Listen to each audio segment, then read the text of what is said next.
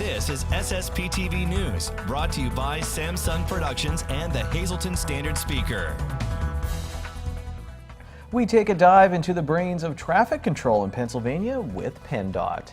Happy Independence Week here on SSPTV News. This is our 4th of July week special with a bunch of really interesting segments, including a rocket launch recreation I came up with. Don't get too excited about that. I'm Ken Kara, and we are your local news trifecta on Service Electric Cablevision, online and on your mobile phone with the Samsung Productions app. And here's the news from SSPTV and the Hazleton Standard Speaker. Many people will be taking to the highways to celebrate our nation's independence with family and friends. You probably count on your phones and GPS devices to get where you're going. Well, today we take you behind the scenes of traffic control. Here's Janine Lasan. Hey guys, I'm in the Incident Command Center at PennDOT in Dunmore, and as we're preparing for the holiday, it's a busy time of year. We want to keep you safe, and we're with James May. Thanks for having us in. This is really interesting. Welcome to the belly of the beast here at PennDOT. This is sort of the hub of activity where everything happens right here at PennDOT. You know, we see the roads and we complain about the potholes and the traffic, but now we're going to talk about the brains behind the operation, because this is a place where, you know, people can get a lot of information visually, and they can avoid a lot of headaches of their own by taking the time to research and go online and look at these roads. And when you're talking about the brains behind the operation, you're talking about this room, not about me, just to be clear to everybody. Yeah, this is really the hub of activity. At certain times of the year, this transforms from the Incident Command Center, or from the Traffic Management Center to the Incident Command Center, depending on what's happening. Anytime that there's like a major flood, snowstorm, this place will just be a beehive buzzing with activity, and just a lot of things taking place here. Behind me are all the monitors. This is a way that we can actually see what's taking place on the roads.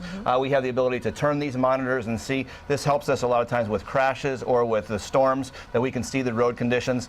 The computers here are used many times for a couple of different things. Those message boards that you see that go up, whether it's an incident ahead, or you might see some that say 45 miles to a certain destination. Those are all programmed from right here on this computer. This is also where we'll put up Amber Alerts sometimes. The state police will contact us and ask us to put an Amber Alert up, and that takes place right here at this computer, or one of the ones here that they have the ability to put that up right away. So let's talk about more of the traffic flow for the 4th of July. A very busy time for you and keeping the roads safe for our motorists. What do they always say? There's 2 seasons in Pennsylvania: summer or winter in construction. And so, how about it? And so from Memorial Day until Labor Day is the real busy travel time. The 4th of July, right in the middle there, is one of the busiest travel times of the year. It's also, the summer especially, is also that time of the year where you have more cars out there, more construction, more pedestrians, kids are out of school, and you combine all that with the fact that more people are traveling, and it's really important for people to be careful and to slow down and focus on what they're doing. Some tips that people can take with them as they're traveling, either on the holiday or around the holiday. Well, one, always go through your car. We say this in wintertime a lot of times. Make sure your car's in good working condition. Make sure that we always talk in the wintertime about making sure that you pack some supplies in your car just in case you're ever stranded. We see that in the wintertime sometimes, that people get stranded, mostly due to some sort of crash and accident that takes place on the interstate. So make sure that your car's in good working condition and that you have some supplies with you at all times. So in closing, for the holiday season and the kickoff to summer, your final thoughts. I love this. I actually use this online as far as looking at the video. Your final thoughts. Well, we're partnering with the Pennsylvania State Police, doing what's called border to border, where the Pennsylvania State Police will be out checking for seat belts, just making sure people are, especially children, are buckled in their car seat properly. So we're going to be doing our part, working with law enforcement to make sure that people are safe, but it's really individual responsibility. So when you're heading out this summer, wherever you're going, make sure that you're buckled up, not using your cell phone when you're driving, taking all the precautions. Make sure that your eyes are on the road, your mind's on the task at hand, which is driving, and your hands are on the wheel, your mind's on the road, and just pay attention to what you're doing. Thanks, Janine. And it wouldn't be the 4th without fireworks. Here's a list of displays taking place in our area.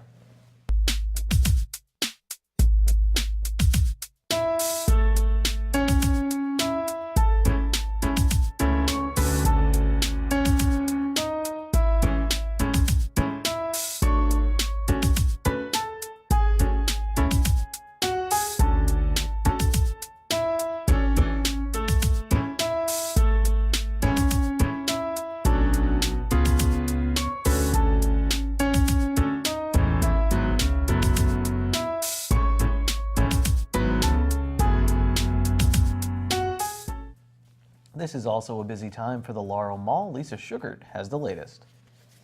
The month of July continues to be a very busy one here at the Laurel Mall. I'm joined by my good friend Rocco Aruzzo, the property manager for the mall. Rocco, there's a lot on the list, starting, I guess, with the Oh My Mod Classic Custom Street Rod Night, and that's happening on 2 different Fridays. Yeah, it's happening on Friday, July 6th, and then they're coming back again Friday, July 20th, and they'll be here from around 6 to 9 p.m. Lower Regal parking lot. They bring all their custom rods and their classic cars, and it's exciting, and they have a good time. So they're coming back twice in the month of July. So that's a cool thing. Everybody loves that for the summer. They love cars. On Saturday, July 21st, you have the Hazleton Rapid Transit System Movie Night. This is fun. This is a lot of fun. They were here on June 26th, had a good time. They set up at the Lower Regal again. They're coming back again. It was such a success. They said they wanted to do it again. So I said, okay, what movie are you showing? They wouldn't tell me what movie, but they're setting up the big movie screen in the Regal parking lot, and it's going to be like a drive-in theater, and they bring all the classic cars, and it's fun. You know, it was a good night in June, so we're looking for another one July 21st. That's from 6 o'clock to dusk. They'll turn the movie on, so they'll be here till 11 or midnight, who knows. So that's really cool, and you don't have to pay for the movie. No, you don't pay for the movie. You just come, drive your classic car in, and anybody else want to go and have a good time and enjoy a movie. Maybe they'll show Grease this time. I think they did American Graffiti last time. All right. Well, that sounds like a definite fun night for the entire family. And then the American Red Cross is here pretty regularly. Right. They're back on Monday, July 23rd from 1:30 till 6:30. This is an important spot for the Red Cross, especially in the summer when everybody's vacationing. They said they don't get as many donations, so it's important that people shop and stop and help them out. Yeah, that's why they're coming back for a second time in July. They decided they had a good turnout last time, and they really need the blood. So they'll be 1:30 to 6:30, west side entrance in their mobile unit by Dunham's, and I'm looking for a good turnout for them. All right, a lot of great events, great shopping here, but also fun events happening right here at the Laurel Mall. Thanks, Lisa. Coming up next, we visit the Space Coast in Florida, and later we talk reality TV and charity work with the Rail Riders, and we'll have Ron Marchetti here as well. We'll be back.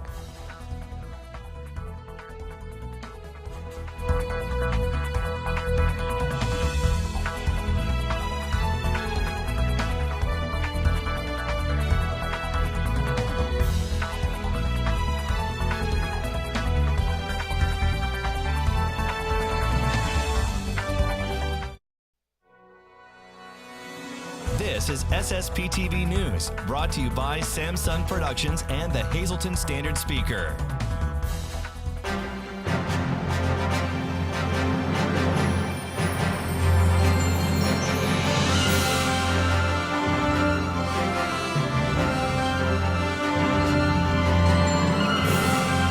So Kenny, this time you want to focus on your recent trip to the Space Coast. You were actually in Florida observing all the great sights that are space related. Yeah, Space Coast is pretty cool. A bunch of if you go online, you can just search. It's a bunch of different beach areas there down in Florida near the Kennedy Space Center. We were in Cocoa Beach, and Lisa, the cool thing is space is everywhere down there. I mean, no matter where you turn. Unfortunately for my wife, because I was stopping and taking photos every 40 seconds, different street names. It's where the space program, really, NASA, grew up here in the United States of America. Here's a shot of Alan Shepard Park, one of the beaches down there. Alan Shepard, first American up in space. And there's I Dream of Jeannie Lane. So apparently, I Dream of Jeannie was set in Cocoa Beach because back then, she was married to an astronaut, right? The Genies. Who Absolutely. So that was pretty cool to see as well. And then we were eating dinner one night. I'm eating my little crab cake sandwich or whatever. We're on the water in Port Canaveral, and I looked at my wife and I said, "You're beautiful." I didn't say that. She is beautiful, but I said, "Look, I think that's the SpaceX drone ship." So right across from us at dinner, Lisa, is this huge drone ship, and what they do is they'll bring it out in the Atlantic Ocean, and when SpaceX lands their rockets in the ocean, it lands actually on this ship that you're looking at right now. We're just having dinner right next to it. That's going to come up a little later in our discussion as we talk about the Kennedy Space Center. There's a exhibit there called NASA Net Now, and what you're looking at is the Boeing Starliner. This will eventually be taking crew from U.S. soil to the International Space Station. There's a test flight scheduled for this summer. There will be no crew on that, but eventually it'll be sending astronauts back into space using the Boeing Starliner. And now we're looking at, this is a SpaceX Dragon cargo ship. This is actually the first one. This was in space, went up to the International Space Station, delivered cargo, and it came back down. They have a crew version of this that will also be launching later this year. They'll do a test and they'll be sending crew up in that. Well, if you want to see the Dragon cargo resupply ship going up to the International Space Station, not this one, of course, there was a launch last week. Just go to youtube.com/SpaceX and look for the CRS-15 video. Now let's bring this all together, Lisa. All these photos of SpaceX at least. So on April 18th of this year, a Falcon 9 rocket took off, went up to space, and it landed on the drone ship I was talking about. Of course, I Still Love You. Now, I believe that rocket is right here in this picture. It's in kind of a garage that SpaceX has at Kennedy Space Center. They're getting it ready for its second flight into space, and that was actually last week. It was the one I talked about, the cargo resupply mission. So into space twice, and that mission took off from this launch pad 40 at the Cape Canaveral Air Force Base, shown right here. And if that didn't just, make you really excited, Lisa, like I was geeking out, we just can't be friends anymore. Not too far away, Lisa, is pad 39B, and this is where NASA will be launching the Space Launch System. That's our Mars rocket, and here's what that Mars rocket will look like. And very cool, the Orion capsule. This is our next picture. Eventually, this will take crew to Mars, but the one you're looking at right now was used during a test. It did go to space, but they were just testing to see how it would re-enter the atmosphere and everything. And this was also very neat, Lisa. There's an abort system for the Space Launch System. So when something goes wrong here on SSPTV, we usually mumble. We don't have anything go wrong. Every now and then a curse word, maybe not a terrible one, but and then we just restart. We could say, oh, hey, we'll cut from there, whatever. If something goes wrong when you're strapped on top of a rocket, this is actually what they're going to use, this big elongated piece. And there's actually rockets on top of there that would launch the crew, the capsule, away from the vehicle that was having a problem to get away from the rocket. More information on that, there's a really interesting podcast. Houston, we have a podcast, episode number 25, A Rocket on a Rocket. And finally, Lisa, I wanted to point this out. I'm sorry, but I made a new best friend while I was down there at Kennedy Space Center. Sam Kumar, he was an astronaut who flew on 3 space shuttle missions, and he autographed one of my hats, and he also autographed my model rocket my wife bought me like I was a 6-year-old while we were there. That's pretty cool. And I wanted to point this out because it was not only cool getting to meet him and ask him a few questions, but Disney is very close to the Kennedy Space Center and all of this I'm talking about in Florida.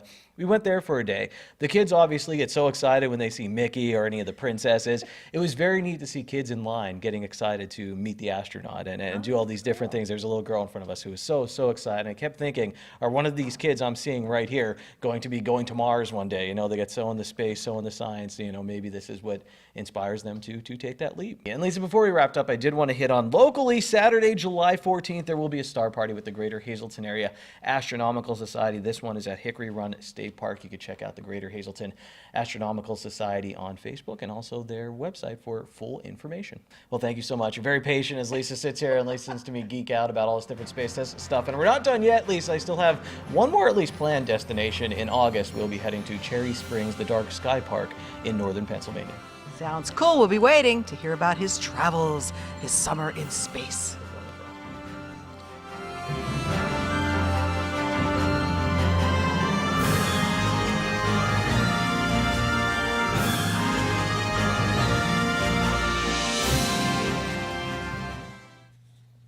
And this special holiday program is brought to you in part by Valley High Food Drive in Route 93 in West Hazelton, the area's oldest ice cream and fast food restaurant. Try their delicious ice cream, no sugar added, soft frozen yogurt, burgers, hot dogs, fries, and much more. You can check them out on Facebook. And now it's time for our social media report, and after that we have a special segment. Hello everyone, here's this week's Talk of the Town. On Friday, July 6th from 1 to 5 p.m., there will be a benefit for Shirley Goldman of Hazelton at Green Leaf Gallery and Gift Shop in Beaver Meadows. For more information, you can call 857-221-5348. The Hazelton Art League will be having an Anthracite Arts Festival, a working class celebration on Friday, July 6th from 5 to 10 p.m. and on Saturday, July 7th from 1 to 9 p.m. For more information, you can visit the 2 websites that are listed on your screen. Good Shepherd Church and Drums will be having their annual summer festival on Saturday, July 7th from 1 to 10 p.m. and on Sunday, July 8th from 1 to 7 p.m. And one today's social report with Palermo Heart to Heart having their 28th annual golf event taking place at the Sugarloaf Golf Club on July 8th. The event schedule is currently listed on your screen. For more information or to register, you can go to palermo-foundation.org. And that's this week's Talk of the Town.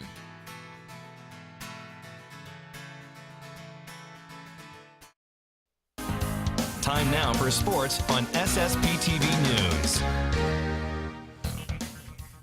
Last night, as I was watching the Yankees hit 6 home runs and blow out my Red Sox, I was excited about something as I watched the game. Now, it was nothing that the Red Sox did. It was Kyle Higashioka playing for the Yankees.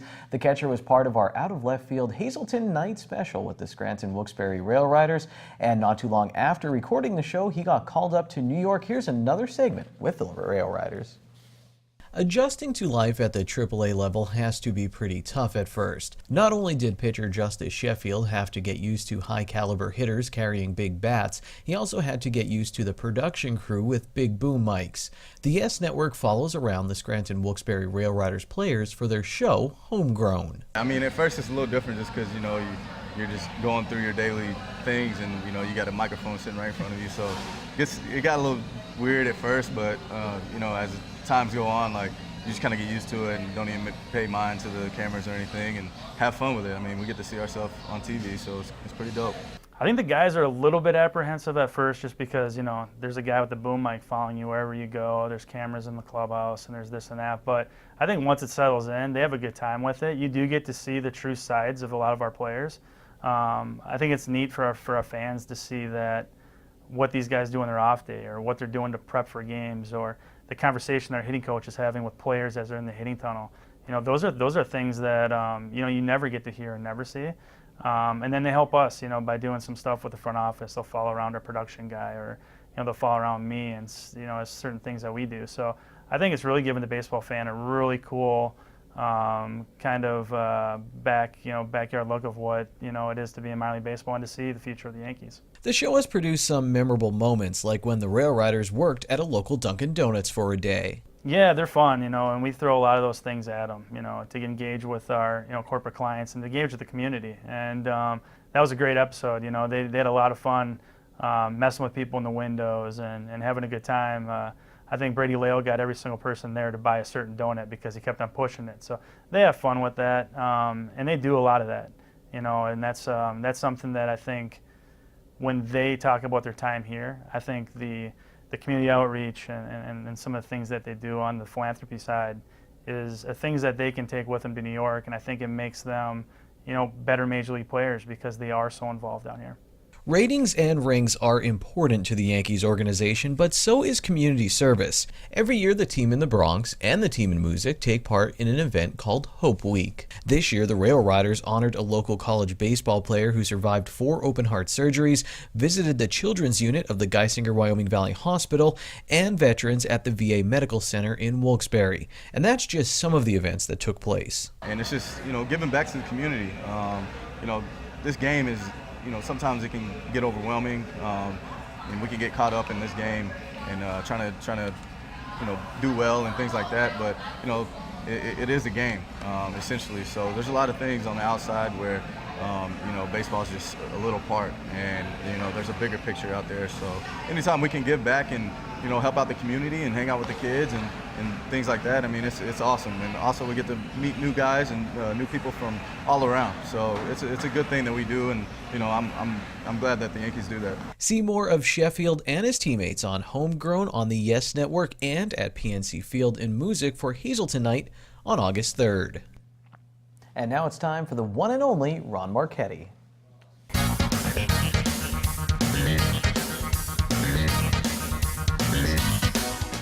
Hi everybody, and welcome to Samson Productions' first Monday night short shots, which usually will include a taste of trivia. Well, I made a statement on my last segment last week that LeBron James will stay in Cleveland, his hometown. His 3 kids go to school there. I thought he would settle down and end his career as a Cavalier. I was dead wrong. He is now an LA Laker for the next 4 years at $154 million, which comes down to about $500,000 per game. Also over the weekend, the Yankees beat the Red Sox in the Bronx in the rubber game of their series, winning 2 of 3. And actually, the 3 sold-out games this weekend were lousy. The Yanks won Friday 8-1, the Sox won on Saturday 10-0, and the Yankees won on Sunday 11-1. And how about those Cubs? They are really rolling.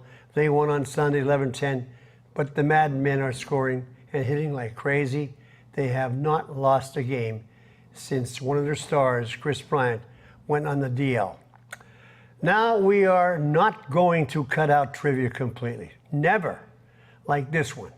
When was the first TV commercial aired during a sporting event? Answer.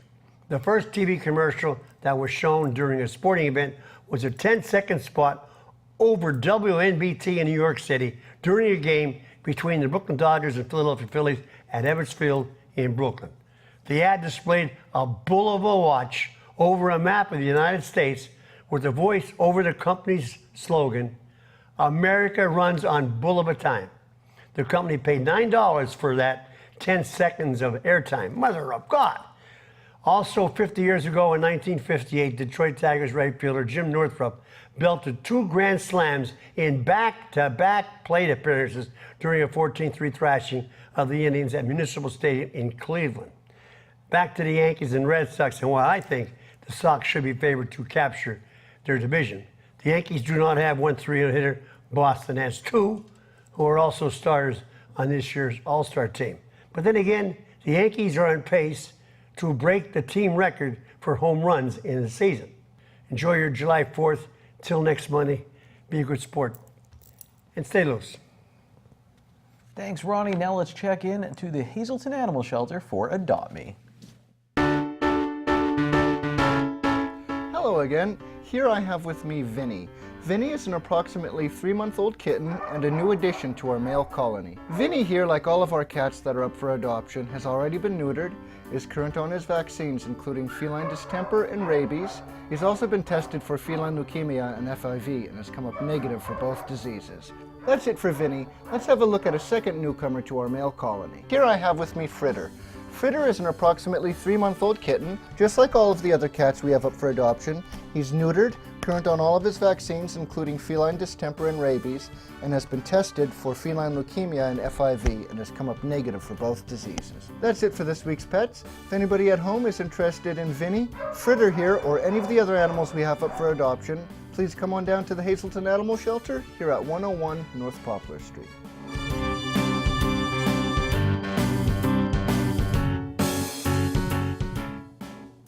Remember your pets in the hot weather, lots of water, and don't leave them outside in the extreme temperatures. That's it for tonight. Take it easy, everyone. Watch us online anytime at ssptv.com and follow us on Facebook and Twitter.